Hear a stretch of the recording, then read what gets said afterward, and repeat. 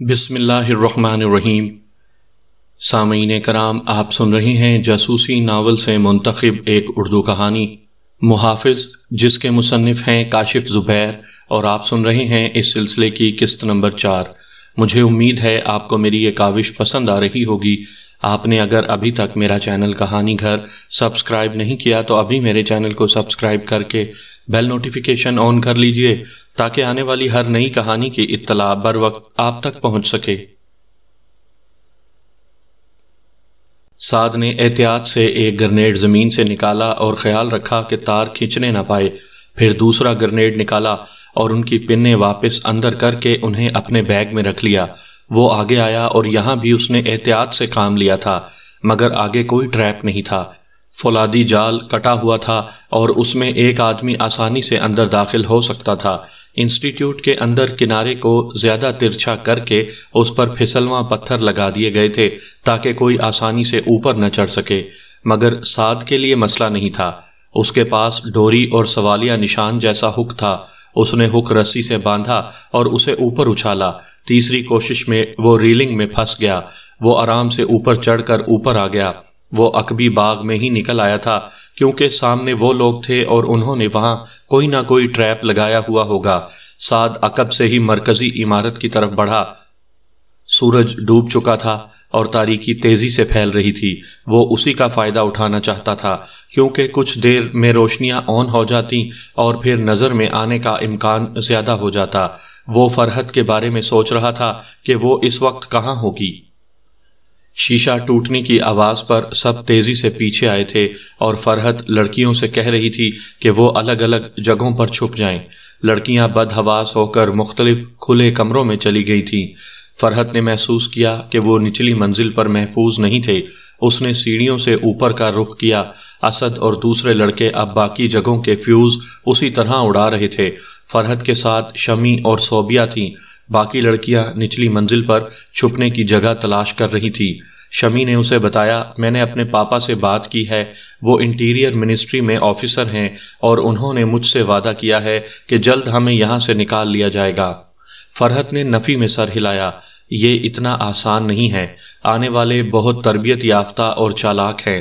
ان کے پاس مکمل پلان ہے اور وہ اس کے مطابق عمل کر رہے ہیں۔ ہمیں آڈیٹوریم میں جانا چاہیے، صوبیہ نے کہا۔ نہیں، وہاں ہم آسانی سے محصور ہو جائیں گے۔ فرحت نے کہا، ہمیں یہاں بھی لائٹس اڑانا ہوں گی۔ مجھے بجلی سے ڈر لگتا ہے، صوبیہ بولی۔ میں کروں گی، شمی نے ہمت سے کہا۔ ہمیں تار تلاش کرنا ہوگا۔ فرحت کی کلاس میں پینٹنگ کا رنگ جلد خشک کرنے کے لیے پیڈسٹل فین تھا۔ شمی گئی اور اس کا تار توڑ کر لے آئی۔ اسی دوران میں نیچے سے لڑکیوں کے چلانے کی آواز آئی۔ ان لوگوں کے چہرے سفید پڑ گئے تھے۔ شاید نیچے رہ جانے والی لڑکیاں پکڑی گئی تھیں۔ ان کے چیخوں کے ساتھ اجنبی مردانہ آوازیں بھی آ رہی تھیں جو انہیں ڈرا دھمکا رہے تھے اور خاموش ہونے کا کہہ رہے تھے۔ لڑکے نہ جانے کہاں تھے۔ اچانک اس جگہ کی لائٹ چلی گئی جہاں فرحت اور دوسری لڑکیاں تھیں۔ یہ یقیناً اسد اور اس کے ساتھیوں کی کارروائی تھی۔ شہریار اور عمران جو تہہ خانے کی طرف گئے تھے ان کا کچھ پتہ نہیں تھا۔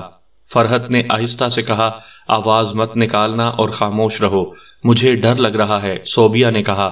اندھیرے میں میرا دم گھٹنے لگتا ہے۔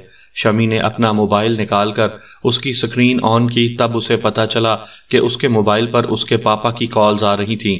اس نے غفور صاحب کو کال کی۔ انہوں نے ریسیو کی اور بے تابی سے بولے، شمی تم کہاں ہو؟ شمی نے پاپا کو بتایا، پاپا ہم آڈیٹوریم کے پاس ہیں، وہ اندر آ گئے ہیں اور انہوں نے کچھ لڑکیوں کو پکڑ لیا ہے۔ ہم یہاں کے فیوز اڑا رہے ہیں۔ یہ تم لوگ اچھا کر رہے ہو، غفور صاحب بولے۔ ہم باہر آ گئے ہیں اور ان لوگوں سے بات کرنے کی کوشش کر رہے ہیں۔ پاپا پلیز کچھ کریں۔ شمی بھی روحانسی ہونے لگی۔ اگرچہ وہ بہادری کا مظاہرہ کر رہی تھی مگر باپ کی آواز سن کر کمزور پڑ گئی تھی۔ مجھے بہت ڈر لگ رہا ہے۔ تم فکر مت کرو بیٹا، ہم پوری کوشش کر رہے ہیں۔ فرحت کا موبائل اس کے ہاتھ میں تھا۔ اس کی سکرین روشن ہوئی تو اس نے دیکھا سعد کال کر رہا تھا۔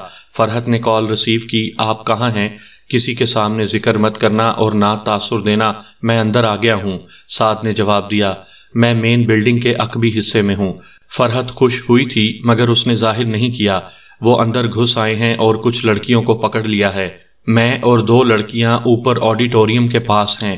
لڑکوں نے کچھ جگہوں کی لائٹ اڑا دی ہے مگر وہ سب جگہوں کی نہیں اڑا سکے۔ یہ عمارت بہت بڑی ہے اور اگر تم سب الگ الگ ہو کر پھیل جاؤ تو وہ آسانی سے تمہیں تلاش نہیں کر سکیں گے۔ میں لڑکیوں کو سمجھا رہی ہوں مگر وہ ڈر کر الگ ہونے کے لیے تیار نہیں ہیں۔ پھر یہ عام لڑکیاں ہیں جو ہم سے الگ ہوئی تھیں، وہ آسانی سے ان کے ہاتھ آ گئیں۔ فرحت نے کہا۔ سعد کو یہ سن کر مایوسی ہوئی تھی کہ حملہ آوروں کے ہاتھ کچھ لڑکیاں آ گئی ہیں اور اب وہ پہلے سے زیادہ بہتر پوزیشن میں تھے۔ اس نے کہا، کسی کلاس روم میں چلے جاؤ اور دروازہ اندر سے بند کر کے فرنیچر اس کے سامنے لگا دو۔ فرحت آڈیٹوریم کے ساتھ واقع کلاس رومز تک آئی۔ ایک کلاس روم کا دروازہ کھلا تھا۔ اس نے لڑکیوں کو اندر بلا لیا۔ یہاں روشنی تھی۔ انہوں نے پہلے دروازہ اندر سے بند کر کے اس کی کنڈی لگائی اور پھر اس کے آگے میزیں جمع کرنے لگے۔ میزیں لکڑی کی اور بھاری نہیں تھیں مگر ایک کے اوپر ایک رکھنے سے خاصا وزن آ گیا تھا۔ فرحت اپنی حالت سے قطع نظر ان کا پورا ساتھ دے رہی تھی۔ ذرا سی دیر میں انہوں نے کلاس کا سارا فرنیچر دروازے کے آگے لگا دیا تھا۔ اس کے بعد فرحت نے اندر کی لائٹ بند کر دی۔ کلاس روم کی صرف ایک کھڑکی تھی جو عمارت کے دائیں پہلو میں تھی۔ فرحت نے اس کے شیشے سے باہر جھانکا تو اسے باغ میں ایک سایہ حرکت کرتا دکھائی دیا مگر وہ یقین سے نہیں کہہ سکتی تھی کہ وہ سعد ہی تھا۔ گائیکر بے چینی سے ٹہل رہا تھا اور وہ بار بار راہداری کے دروازے کی طرف دیکھ رہا تھا۔ بالآخر سورما اور اسلم 5 لڑکیوں کے ساتھ وہاں سے برآمد ہوئے اور وہ خوش ہو گیا۔ لڑکیاں سہمی ہوئی اور رو رہی تھیں۔ گائیکر نے درست لہجے میں کہا، چپ رہو، تمہیں کچھ نہیں ہوگا، ہمیں جانے دو۔ ایک لڑکی نے گڑ گڑا کر کہا، جلد تمہیں جانے دیں گے۔ اس بار گائیکر نرمی سے بولا، لیکن پہلے سب اپنا نام بتائیں۔ لڑکیاں اپنا اپنا نام بتانے لگیں۔ گائیکر کاؤنٹر پر رکھے نوٹ پیڈ پر نام نوٹ کر رہا تھا۔ یہ کام کر کے اس نے لڑکیوں کو دیوار کے ساتھ بیٹھنے کا حکم دیا اور سورما کی طرف دیکھا، تم یہاں کیا کر رہے ہو؟ باقیوں کو کون لائے گا؟ دوسرے بھی ہیں، سورما لڑکیوں کو گھورتے ہوئے بولا، وہ لے آئیں گے، مجھے یہاں پر پورے مطلوبہ افراد چاہیے۔ گائیکر نے سرد لہجے میں بولا، جاؤ اور تلاش کرو۔ سورما بادل نخواستہ اسلم کے ساتھ اندر گیا تھا۔ اس کے جاتے ہی گائیکر نے گھڑی دیکھی اور فون اٹھایا۔ اس نے وہی نمبر ڈائل کر دیا جس سے کال آئی تھی۔ یہ غفور صاحب کا سرکاری موبائل نمبر تھا۔ انہوں نے کال ریسیو کی۔ گائیکر نے کہا، تم نے مجھ سے پوچھا تھا کہ میں کیا چاہتا ہوں۔ 6 بجے والا بلیٹن صرف 2 منٹ کے فاصلے پر ہے۔ ٹاپ کے نیوز چینل میں سے کوئی بھی چینل لگاؤ، تمہیں میرا مطالبہ پتہ چل جائے گا۔ اس نے کہتے ہی ریسیور رکھ دیا اور ریڈیو پر کہا، تم لوگ اب تک کیا کر رہے ہو؟ صرف 5 لڑکیاں ملی ہیں، باقی افراد کہاں ہیں؟ ہم تلاش کر رہے ہیں، بدری نے جواب دیا۔ انہوں نے یہاں کچھ جگہوں کی لائٹ اڑا دی ہے، اس سے کیا فرق پڑتا ہے؟ گائیکر غرایا، تمہارے پاس سب کچھ ہے، جگہ بہت بڑی ہے۔ اس بار سورما بولا، ہمیں سارے بند دروازے توڑنے پڑ رہے ہیں۔ گائیکر ان کی مجبوری سمجھ رہا تھا کہ وہ کوئی دروازہ یہ سوچ کر نظر انداز نہیں کر سکتے تھے کہ وہ لاک ہوگا۔ ممکن ہے کچھ افراد نے اندر گھس کر اسے بند کر لیا ہو، مگر اس نے لہجہ نرم نہیں کیا۔ تلاش تیز کرو، اگر یرغمالی کم ہوئے تو ہم پورا دباؤ نہیں ڈال سکیں گے۔ غفور صاحب اور پولیس چیف کمشنر ٹرک میں موجود تھے۔ یہاں سکرین پر ایک معروف نیوز چینل لائیو آ رہا تھا۔ نیوز کاسٹر نے ہیڈ لائن میں ہی ذکر کر دیا تھا کہ دہشت گردوں نے IIT انسٹیٹیوٹ پر قبضہ کر لیا ہے اور انہیں ان دہشت گردوں کا مطالبہ موصول ہوا ہے۔ تفصیلی خبروں میں واقعے کا ذکر کرتے ہوئے دہشت گردوں کا مطالبہ پیش کیا، جو ایک آڈیو پیغام کی صورت میں تھا۔ ایک کرخت آواز والا شخص کہہ رہا تھا، ہمارے پاس تقریباً 13 یرغمالی ہیں اور ہمارا مطالبہ ہے کہ ملک کی مختلف جیلوں میں قید 70 افراد کو رہا کیا جائے۔ مطالبہ نہ ماننے کی صورت میں رات 8 بجے سے ہر آدھے گھنٹے بعد ایک یرغمالی کو قتل کر دیا جائے گا۔ اس کے بعد وہ آدمی نام لے کر قید افراد کے بارے میں بتانے لگا جنہیں چھڑانا مقصود تھا۔ یہ سارے نامی گرامی دہشت گرد اور ملک کے خلاف کام کرنے والے مجرم تھے، جن میں سے ہر فرد پر نہایت سنگین الزامات تھے اور ان میں سے ہر ایک کو کم سے کم بھی سزائے موت ہوتی۔ وہ ملک کی مختلف جیلوں میں قید اپنے مقدمات کے فیصلوں کا انتظار کر رہے تھے۔ غفور صاحب نام نوٹ کر رہے تھے اور وہ ان سب کو اچھی طرح جانتے تھے۔ کم سے کم 1 درجن افراد کو ان کے اسپیشل یونٹ نے ہی گرفتار کیا تھا۔ ان سب کا تعلق نصف درجن مختلف دہشت گرد تنظیموں سے تھا۔ اور انہیں کسی صورت رہا نہیں کیا جا سکتا تھا۔ خبر ختم ہونے کے بعد غفور صاحب نے ہتھیلی پر مکہ مارا۔ ان کا مطالبہ دھوکہ ہے، یہ دہشت گرد ہیں اور قتل کرنے کے ارادے سے آئے ہیں۔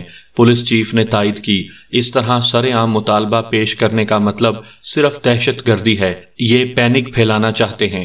غفور صاحب نے پولیس چیف کی طرف دیکھا، اب ہمارے پاس سوائے ایکشن کے اور کوئی راستہ نہیں ہے۔ آپ ٹھیک کہہ رہے ہیں، پولیس کمانڈو ایکشن کے لیے تیار ہے، پولیس چیف نے کہا، مگر غفور صاحب نے نفی میں سر ہلا دیا۔ اس کے لیے میرا اسپیشل یونٹ زیادہ موزوں ہے۔ یہ سن کر پولیس چیف کا چہرہ تن گیا۔ اس نے کہا، یہاں کا انچارج میں ہوں۔ واقعی؟ غفور صاحب نے طنزیہ لہجے میں کہا اور کمیونیکیشن ٹرک سے نیچے اتر گئے۔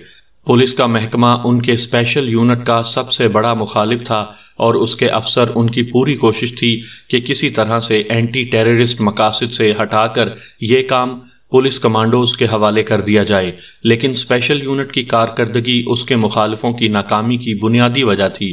اسی دوران میں کچھ وزراء اور اعلیٰ حکومتی ارکان کی وہاں آمد شروع ہو گئی تھی جن کی وہاں قطعی ضرورت نہیں تھی، مگر وہ میڈیا میں آنے کے شوق میں یہاں چلے آئے تھے۔ غفور صاحب اس طرف بڑھ گئے جہاں ان کے یونٹ کی گاڑیاں موجود تھیں اور ایک چھوٹی وین میں وسیم اور اس کے ساتھ آپریٹر ماتحت موجود تھے۔ غفور صاحب اندر آئے اور سلائیڈنگ ڈور بند کر لیا۔ کیا رپورٹ ہے؟ وسیم نے رپورٹ پیش کی۔ سر، میرے 8 آدمی اندر جانے کے لیے بالکل تیار ہیں۔ ہمارے پاس انسٹیٹیوٹ کا مکمل نقشہ ہے اور مرکزی عمارت کا 3D نقشہ بھی حاصل کر لیا گیا ہے۔ گڈ، مجھے دکھاؤ۔ وین جدید ترین کمپیوٹرز اور دوسرے آلات سے لیس تھی، جس میں بڑے سائز کی LED اسکرینیں بھی نصب تھیں۔ وسیم نے آپریٹر کو اشارہ کیا۔ اس نے اپنے سامنے رکھے کی بورڈ کے چند بٹن دبائے اور سکرین پر مرکزی عمارت کا 3D نقشہ آ گیا۔ آپریٹر نے انٹرنس لابی سے شروع کیا اور عمارت کا اندرونی حصہ دکھانے لگا۔ غفور صاحب نے کہا، یہاں چھپنے کی خاصی جگہ ہیں۔ ہاں، مگر لڑکیاں اور لڑکے ناتجربے کار ہیں۔ اب تک کی اطلاعات کے مطابق کچھ لڑکیاں ان کے قبضے میں آ چکی ہیں، مگر سعد کی بیوی اور چند دوسرے طلباء ابھی آزاد ہیں۔ غفور صاحب نے سر ہلایا۔ تبھی وہ اعتماد سے بات کر رہا تھا۔ سعد کہاں ہے؟ وسیم جھجکا، پھر اس نے بتایا، وہ انسٹیٹیوٹ کے احاطے میں مرکزی عمارت کے پاس ہے۔ نہتہ؟ نو سر، اس کے پاس مکمل کٹ اور اسلحہ ہے۔ وسیم نے ایک بار پھر مشکل سے کہا، لیکن غفور صاحب نے پوچھا نہیں کہ جب وہ معطل ہے تو اس کے پاس اسلحہ اور کٹ کہاں سے آئی؟ ان کی توجہ فی الحال اس مسئلے پر تھی جس میں ان کی بیٹی بھی شامل تھی، مگر انہوں نے ایک بار بھی اس کے بارے میں بات نہیں کی تھی۔ وہ جانتے تھے کہ جو سب کے ساتھ ہوگا وہی ان کی بیٹی کے ساتھ بھی ہوگا۔ اب کیا حکم ہے سر؟ وسیم نے پوچھا۔ فی الحال اسٹینڈ بائی رہو اور ساتھ سے مستقل رابطے میں رہو۔ وہ اندر موجود ہے اور اس کی بیوی عمارت میں، وہ زیادہ بہتر معلومات فراہم کر سکتا ہے۔ غفور صاحب کہہ کر نیچے اتر آئے۔ انہوں نے موبائل نکالا اور وزیر داخلہ کو کال کرنے لگے۔ اس وقت انہوں نے دیکھا کہ پولیس کمانڈوز اندر گھسنے کی تیاری کر رہے تھے۔ سعد اس وقت مرکزی عمارت کے دائیں پہلو میں تھا۔ یہاں نچلی منزل اور اوپری منزل کی کچھ کھڑکیاں کھل رہی تھیں، مگر یہ مکمل طور پر گرلڈ تھیں۔ وہ عقبی حصے کا پہلے ہی جائزہ لے چکا تھا۔ پیچھے کی طرف جو گیلری کھلتی تھی اس پر گرل لگی ہوئی تھی، اور اگر وہ کسی طرح اس 2 منزلہ عمارت کی چھت پر پہنچ بھی جاتا تب بھی نیچے نہیں اتر سکتا تھا، کیونکہ چھت پر کھلنے والا مضبوط دھاتی دروازہ لاک تھا۔ سوائے انٹرنس لابی کو چھوڑ کر عمارت کے تمام ہی اہم دروازے دھات کے اور بہت مضبوط بنے ہوئے تھے۔ سعد کو یقین تھا کہ انٹرنس لابی میں بھی کوئی ٹریپ ہوگا، جیسا کہ اسے نالے سے ملا تھا۔ پھر اسے انسٹیٹیوٹ کے گیٹ کا خیال آیا اور اس نے وسیم کو کال کی۔ کوئی گیٹ کے پاس تو نہیں ہے؟ نہیں، لیکن پولیس کمانڈوز اندر گھسنے کی تیاری کر رہے ہیں۔ انہیں روکو، سعد نے تشویش سے کہا، انہوں نے وہاں کوئی ٹریپ لگایا ہوگا۔ پولیس چیف یہاں کے انچارج بنے ہوئے ہیں، وسیم نے کسی قدر طنزیہ لہجے میں کہا۔ وہ باس کی کوئی بات سننے اور ماننے کو تیار نہیں ہے۔ ہمارے آدمی کہاں ہیں؟ فرنٹ والے لان کے بالکل ساتھ والی دیوار کے پیچھے، جہاں چند گھنے درخت آس پاس ہیں۔ مناسب جگہ ہے، سعد نے کہا، مگر یہاں عمارت میں گھسنے کی کوئی جگہ نظر نہیں آ رہی۔ ہمارے پاس بلڈنگ کا 3D نقشہ ہے، وسیم نے کہا۔ میں دیکھتا ہوں کہ اس میں داخلے کے اور کون کون سے راستے ہیں۔ سعد پر امید ہو گیا، شاید اس سے کام بن جائے۔ شہریار اور عمران تہہ خانے تک آئے تھے، مگر یہ جگہ اصل میں کباڑ رکھنے کے لیے استعمال ہوتی تھی اور یہاں زیادہ جگہ بھی نہیں تھی۔ وہ واپس آ رہے تھے کہ اس جگہ تاریکی چھا گئی۔ یہ چھوٹی سی راہداری تھی جو انٹرنس لابی میں بھی کھلتی تھی اور سروس والے اسے استعمال کرتے تھے۔ وہ اندھیرے میں آگے بڑھ رہے تھے اور انہوں نے ڈر کر اپنے موبائل کی روشنی نہیں کی تھی، اس لیے وہ بے خیالی میں بڑی راہداری میں نکلے۔ وہاں بھی تاریکی تھی اور اس تاریکی میں بدری عباس کے ساتھ موجود تھا۔ آہٹ محسوس کر کے انہوں نے اچانک اپنی ٹارچیں روشن کیں اور دونوں کو ہینڈز اپ کر لیا۔ بدری نے ریڈیو پر گائیکر کو اطلاع دی، 2 اور ہاتھ آئے ہیں۔ لڑکیاں ہیں؟ نہیں، لڑکے ہیں، بدری نے جواب دیا۔ لے آؤ۔ اسد، عمار اور منیر عمارت کے مختلف حصوں کے فیوز اڑاتے پھر رہے تھے، ساتھ ہی وہ خود کو بچا بھی رہے تھے۔ 5 لڑکیاں ان کے سامنے پکڑی گئی تھیں اور وہ انہیں بچانے کے لیے کچھ نہیں کر سکے تھے۔ انہیں پکڑنے والے پوری طرح مسلح اور صورت سے خطرناک لگ رہے تھے۔ وہ تینوں اس وقت ایک کلاس روم میں تھے جب لڑکیاں پکڑی گئی تھیں۔ جیسے ہی وہ لوگ لڑکیوں کو لے کر نکلے، یہ تینوں وہاں سے نکل آئے تھے۔ نیچے کے بیشتر فیوز اڑا کر اب وہ اوپری منزل پر آئے تھے۔ انہوں نے سیڑھیوں کی لائٹ کا فیوز بھی اڑا دیا تھا اور اس کے ساتھ ہی اوپری منزل کا کچھ حصہ تاریک ہو گیا تھا۔ وہ اوپر آئے تو انہیں فرحت اور دوسری لڑکیاں نظر نہیں آئی تھیں۔ اسد نے اوپر آنے کے بعد کہا، اس طرح بچنا مشکل ہے، ہمیں یہاں سے نکلنے کی کوشش کرنی چاہیے۔ نکلنے کا صرف ایک راستہ ہے اور اس پر وہ لوگ بیٹھے ہیں۔ عمار نے نفی میں سر ہلایا۔ تم جانتے ہو یہاں صرف 2 دروازے ہیں اور پیچھے کا دروازہ لاک ہے۔ ہر کھڑکی اور عقبی بالکنی گرل والی ہیں، ہم چھت پر بھی نہیں جا سکتے۔ میڈم اور لڑکیاں کہاں ہیں؟ منیر نے پوچھا۔ وہ اس طرف آئی تھیں، وہ کہیں چھپ گئی ہیں، اسد نے کہا۔ ہمیں بھی چھپ جانا چاہیے، منیر بولا۔ ہاں، لیکن پہلے یہاں کے فیوز بھی اڑانے ہیں، اسد نے کہا۔ تار کم رہ گیا ہے، عمار نے تار دیکھا۔ اب ایک تار کو کئی بار استعمال کریں گے، اتنے فیوز لگانا ان لوگوں کے لیے بھی ممکن نہیں ہوگا۔ وہ ایک سوئچ بورڈ تک آئے اور اس کے ساکٹ میں تار داخل کر کے اس کا سوئچ آن کیا تو دھماکے اور شعلے کے ساتھ وہاں تاریکی چھا گئی، مگر اسی لمحے عقب سے ان پر تیز روشنی آئی اور کسی نے غرا کر کہا، خبردار، ہاتھ اوپر کر لو۔ منیر نے حماقت کی اور بے ساختہ بھاگا تھا، مگر فوراً ہی ایک بے آواز فائر ہوا اور وہ پاؤں پکڑ کر ڈھیر ہو گیا۔ اس کے منہ سے چیخیں نکل رہی تھی۔ فائر سورما نے کیا تھا۔ وہ آگے آیا اور پھاڑ کھانے والے لہجے میں بولا، اب کسی نے ایسی حرکت کی تو اس کے سر میں سوراخ کر دوں گا۔ مردوں پر مجھے بالکل رحم نہیں آتا۔ گولی نے منیر کی پنڈلی میں سوراخ کر دیا تھا اور خون نکل کر فرش پر بہہ رہا تھا۔ سورما نے اسد اور عمار سے کہا، اسے اٹھاؤ اور نیچے لے چلو۔ اسد نے منیر کا زخم دیکھا اور بولا، اس کا خون بہہ رہا ہے، اسے میڈیکل ایڈ کی ضرورت ہے۔ سورما نے جواب میں اسد کے چہرے پر رائفل کی نال ماری اور اس کا رخسار پھٹ گیا۔ اسد نے کراہ کر چہرے پر ہاتھ رکھا تھا۔ سورما صفاق لہجے میں بولا، یہ میڈیکل ایڈ مل سکتی ہے، اب اٹھاؤ اسے۔ مجبوراً اسد اور عمار نے منیر کو اٹھایا تو زخم پر زور آتے ہی اس کی چیخیں بلند ہو گئی تھیں۔ وہ اسے سہارا دے کر نیچے لے جانے لگے۔ چند منٹ بعد وہ گائیکر کے سامنے تھے۔ باہر تاریکی چھانے کے بعد باہر کی روشنیاں آٹومیٹک سسٹم کے تحت آن ہو گئی تھیں، لیکن انٹرنس لابی کی روشنیاں ان لوگوں نے خود بند کر دی تھیں۔ گائیکر نے نئے پکڑے جانے والوں کو دیکھا اور مطمئن انداز میں بولا، گڈ، اب صرف کچھ افراد کم ہیں۔ سورما اس کے نزدیک آیا، یہ بھی کافی ہیں، 10 افراد کم نہیں ہوتے، لیکن مجھے اور افراد درکار ہیں۔ گائیکر نے اسے گھورا، جاؤ، جا کر تلاش کرو۔ سورما دانت پیس کر رہ گیا۔ وہ کسی اور چکر میں تھا، وہ عورتوں کا شوقین تھا، مگر گائیکر اور خاص طور سے مقامی افراد کے سامنے اپنے شوق کا اظہار نہیں کر سکتا تھا۔ پھر اسے کوئی خیال آیا اور اس نے پکڑے جانے والے لڑکوں سے پوچھا، اب کون کون باقی رہ گیا ہے؟ ہماری ٹیچر اور 2 لڑکیاں، اسد نے جواب دیا۔ اسے معلوم تھا کہ اگر اس نے نہ بھی بتایا تو وہ کچھ دیر میں ان تک بھی پہنچ جائیں گے اور جواب نہ دینے کی صورت میں انہیں تشدد سہنا پڑتا۔ ان لوگوں کی صفاقی وہ دیکھ اور بھگت چکے تھے، غلط جواب دینے کی ہمت بھی نہیں تھی۔ پکڑے جانے پر انہیں پھر سزا کا سامنا کرنا پڑتا۔ اسد کا جواب سن کر سورما کی باچھیں کھل گئیں اور اس نے گائیکر سے کہا، میں اور بیدار جاتے ہیں۔ نہیں، اسلم اور اس کے آدمی بھی تلاش کریں گے۔ میں جلد از جلد یہاں موجود تمام افراد کو اپنے قبضے میں دیکھنا چاہتا ہوں۔ گائیکر نے فیصلہ کن انداز میں کہا، وہ سب دوبارہ راہداری سے عمارت کے اندرونی حصے کی طرف چلے گئے۔ گائیکر یہاں اکیلا تھا، مگر اسے خود پر اعتماد تھا کہ وہ 10 افراد کی اکیلے نگرانی کر سکتا تھا۔ وہ سب عام سے لوگ تھے اور وہ مسلح تھا۔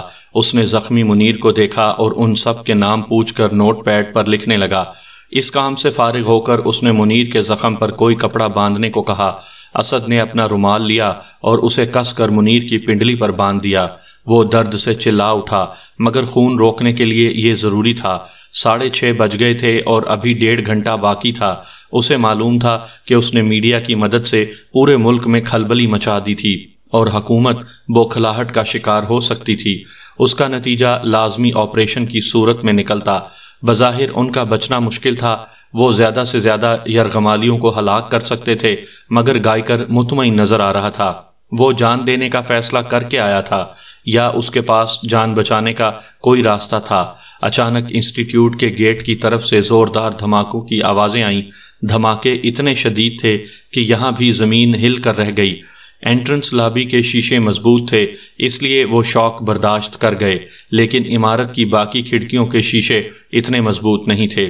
ان کے ٹوٹنے اور بکھرنے کی آوازیں بعد میں آئی تھیں۔ گائیکر ان شدید دھماکوں پر ذرا بھی پریشان نہیں ہوا تھا، بلکہ اس کے ہونٹوں پر مسکراہٹ آ گئی تھی۔ بدری نے انسٹیٹیوٹ کے گیٹ پر گارڈز کی چوکیوں میں ٹریپ لگایا تھا۔ جیسے ہی کوئی اندر آنے کی کوشش کرتا، وہاں موجود بم خوفناک دھماکوں سے پھٹ جاتے، اور ایسا ہی ہوا تھا۔ صاف ظاہر تھا کہ کسی نے اندر آنے کی کوشش کی تھی اور وہ ٹریپ کا شکار ہو گیا تھا۔ دھماکے نے لڑکے اور لڑکیوں کو بھی ہلا دیا تھا۔ انہیں لانے والوں نے ان کی تلاشی لے کر ان کے پاس سے سب نکال لیا تھا اور ان کا سامان کاؤنٹر پر اسٹیشنری کی ٹوکری میں رکھا ہوا تھا۔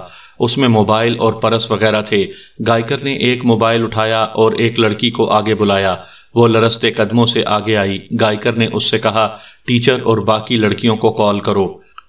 غفور صاحب وزیر داخلہ سے بات کر رہے تھے کہ انسٹیٹیوٹ کے گیٹ کی طرف سے خوفناک دھماکے سنائی دیے۔ دھماکے اتنے شدید تھے کہ تقریباً 100 گز کے فاصلے پر غفور صاحب بھی نیچے گر گئے۔ ایک لمحے کو انہیں لگا کہ وہ بھی دھماکوں کا شکار ہوئے ہیں، مگر چند لمحے گزرنے کے بعد انہوں نے محسوس کیا کہ وہ ٹھیک ہیں۔ وہ دھماکوں کی شاک ویوز کا نشانہ بنے تھے۔ انہوں نے بامشکل اپنا گر جانے والا فون اٹھایا۔ دوسری طرف وزیر داخلہ بار بار ان کی خیریت پوچھ رہے تھے۔ وہاں کیا ہوا یہ پوچھنے کی ضرورت نہیں تھی، کیونکہ 2 درجن سے زیادہ چینل یہاں کی لائیو کوریج کر رہے تھے اور بہت بڑے شعلے ٹی وی اسکرین پر صاف نظر آئے تھے۔ غفور صاحب نے کہا، میں ٹھیک ہوں، لیکن یہاں سب ٹھیک نہیں ہے۔ میں اسی بارے میں بات کر رہا تھا۔ پولیس چیف نے میری مخالفت کے باوجود پولیس کمانڈوز کو اندر بھیج دیا اور وہ کسی ٹریپ کا شکار ہوئے ہیں۔ میرے خدا، یہاں بہت بڑی تباہی ہوئی ہے۔ انسٹیٹیوٹ اور اس کے آس پاس کا علاقہ جیسے صاف ہو گیا تھا۔ پولیس کمانڈوز کے ساتھ اندر جانے کے لیے 2 بدتر بند گاڑیاں بھی آگے آئی تھیں اور دھماکوں نے انہیں بھی ادھیڑ کر رکھ دیا تھا۔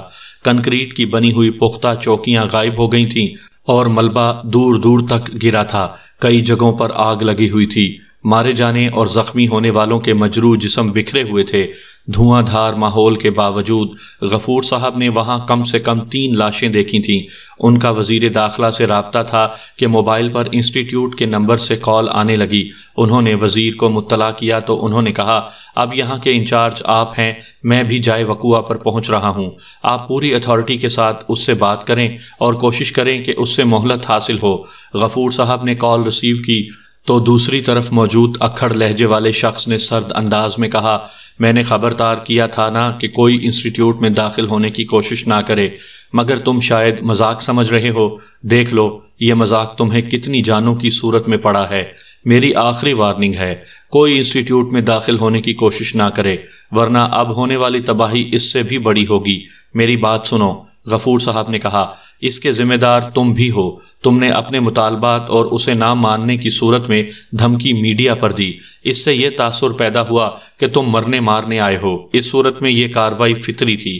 میڈیا پر اسی لیے دیا کہ اندرون خانہ تم لوگ سب کھا پی جاؤ گے اور ان مطلوبہ افراد کی پرواہ بھی نہیں کرو گے، لیکن اب تمہیں بہت سے لوگوں کے بہت سے سوالوں کے جواب دینا ہوگا۔ اس لیے جو کرنا ہے سوچ سمجھ کر کرنا۔ یہ تم نے ٹھیک کہا کہ ہم مرنے اور مارنے آئے ہیں، مگر اس کا انحصار تمہارے رویے پر ہے۔ جو کچھ ہوا ہے اس سے 8 بجے والے پروگرام پر کوئی فرق نہیں پڑے گا۔ لیکن غفور صاحب نے کہنا چاہا مگر رابطہ منقطع ہو گیا تھا۔ انہوں نے نمبر ملایا مگر دوسری طرف سے انگیج ٹون آ رہی تھی۔ انہیں لگا کہ ان کا بلڈ پریشر ہائی ہو رہا ہے۔ ان کے پاس دوا تھی۔ انہوں نے ایک گولی نکال کر منہ میں رکھی اور اسے چبا کر نگل لیا۔ چند گہرے سانس لے کر وہ خود کو بہتر محسوس کرنے لگے تو وہ پولیس کمیونیکیشن ٹرک کی طرف آئے۔ پولیس چیف وہاں چلا چلا کر کسی سے بات کر رہا تھا۔ غفور صاحب اندر آئے اور پولیس چیف کو وزیر داخلہ کے حکم سے آگاہ کیا تو اس کا چہرہ بگڑ گیا، مگر وزیر داخلہ کے حکم کے آگے وہ مجبور ہو گیا۔ غفور صاحب نے اسے خبردار کیا، اب یہاں کوئی قدم میری مرضی کے خلاف نہیں اٹھایا جائے گا۔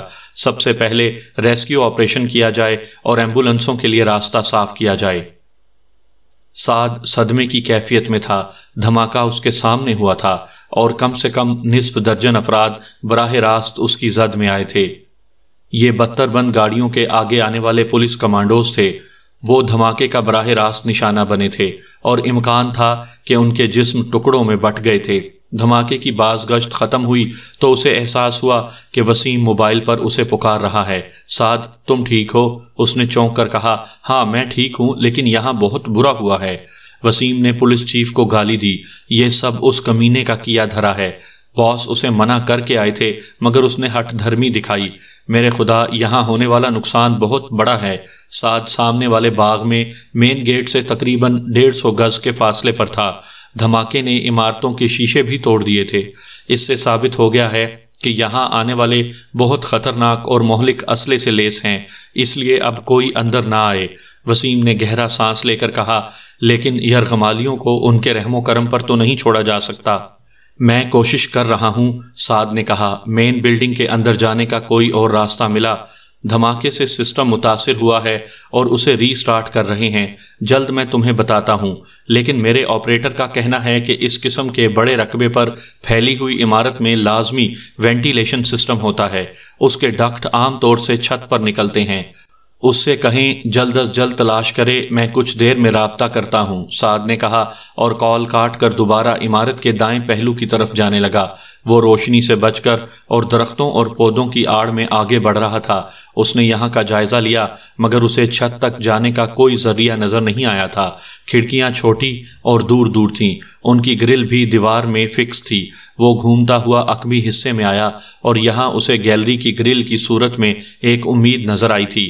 اگر وہ پہلے اس تک رسائی حاصل کر لیتا تو اس کے بعد وہ چھت کے اتنے نزدیک پہنچ جاتا کہ اس کی ریلنگ پر ہک پھنسا کر اوپر جا سکے، مگر ایسا وہ صرف اس صورت میں کر سکتا تھا کہ جب آپریٹر عمارت میں وینٹیلیشن کا ڈکٹ تلاش کر لیتا، ورنہ اس کا اوپر جانا بیکار تھا۔ اس نے فرحت کو کال کی، تم کہاں ہو؟ میں 2 لڑکیوں کے ساتھ ایک کلاس روم میں ہوں، یہاں ہم نے دروازے کے آگے فرنیچر لگا دیا ہے، فرحت نے جواب دیا۔ اس کا لہجہ اب پرسکون تھا۔ باقیوں کے بارے میں کہہ نہیں سکتی۔ سعد کو اس کے لہجے سے خوشی ہوئی تھی۔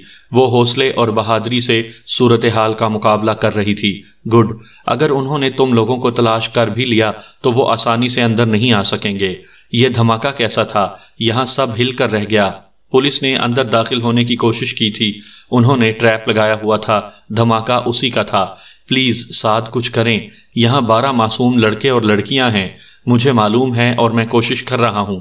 سعد نے کہا، تم حوصلہ رکھو، باقیوں کا کچھ پتہ ہے؟ میرا خیال ہے وہ پکڑے گئے ہیں، فرحت نے کہا۔ ہم نے طے کیا تھا کہ موبائل پر نہ تو ایک دوسرے کو کال کریں گے اور نہ SMS، لیکن اب ان کی طرف سے کال اور SMS آ رہے ہیں، وہ پوچھ رہے ہیں کہ ہم کہاں ہیں۔ تم میں سے کسی نے جواب تو نہیں دیا، سعد نے فکر مند ہو کر کہا۔ یہ کام یقیناً وہی لوگ کر رہے ہیں۔ نہیں، ہم نے جواب نہیں دیا اور نہ ہی کال ریسیو کی ہے، بلکہ سوائے میرے باقی سب کے موبائل آف کر دیے ہیں۔ تمہارے ساتھ شاہ میرا نامی لڑکی ہے؟ آپ شمی کی بات کر رہے ہیں؟ ہاں، وہ میرے ساتھ ہے، وہ میرے شعبے کے باس غفور صاحب کی بیٹی ہے، سعد نے انکشاف کیا۔ وہ بھی باہر موجود ہیں؟ فرحت حیران ہوئی تھی، شمی نے مجھ سے کبھی ذکر نہیں کیا۔ وہ غفور صاحب کی بیٹی ہے اور وہ اپنے عہدے اور مقام کی تشہیر پسند نہیں کرتے ہیں۔ امکان ہے کہ یہ بات شمی نے اپنی ساتھی لڑکیوں کو بھی نہ بتائی ہوگی، اس لیے تم بھی اسے خود تک محدود رکھو گی۔ اگر یہ بات دہشت گردوں کے علم میں آ گئی تو وہ اس سے فائدہ اٹھانے کی کوشش کریں گے۔ سعد نے فرحت کو دہشت گردوں کے مطالبے اور دھمکی سے آگاہ نہیں کیا تھا۔ وسیم کی کال آنے لگی تو اس نے کال کاٹ دی اور وسیم کی کال ریسیو کی۔ وسیم نے جوش سے کہا، چھت پر وینٹیلیشن کے ڈکٹ موجود ہیں۔